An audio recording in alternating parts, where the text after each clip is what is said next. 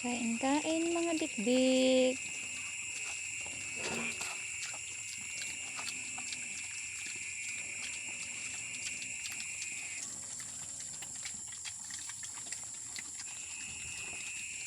Ngayon lang napuntahan kasi umulan kasi kaya ngayon lang napakain.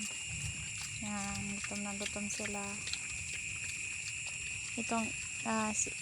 Itong lalaki is ibibenta na ngayong Saturday. Yan, ibibenta na namin. Tapos may iwan yung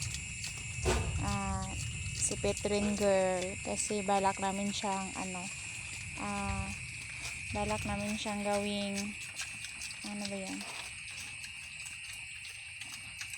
Kaya nang anay sa baby sa Tagalog. Anay yun. Yan. Gagawin namin siyang anay. Sa Bisaya is anay na mo siya. Kaya nindot daw ni siya guys. Nindot siya. Buhi siya og tutoy. Tapos dako. Tapos sabog. Daghan gyud nakaingon ani guys nga. Nindot gyud daw siya anayon. So moong paningkamutan namo nga ma-provide namo ang iyahang pagkaon.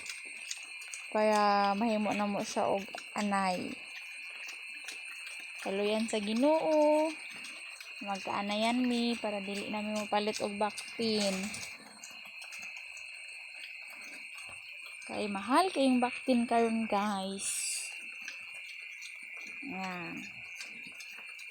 Babae na ito. Itong lalaki namin na baboy. Sa Sabado na namin siya ibenta.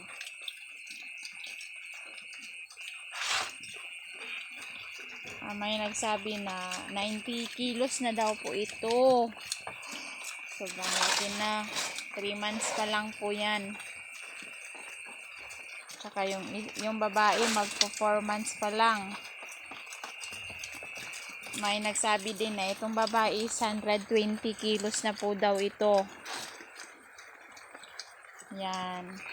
Yan, nag-aagawan silang kumain. Yan sila. Oh, malapit na nilang maubos. Grabe. Wala silang pag sa pagkain, sila talaga, malakas silang kumain. Nag-aagawan pa sila, naghihilaan pa sila ng pagkainan nila. Yan. Ito yung mga dalawang baboy namin, guys. Yan. Yan, nag-aagawan na sila. Malapit nang maubos.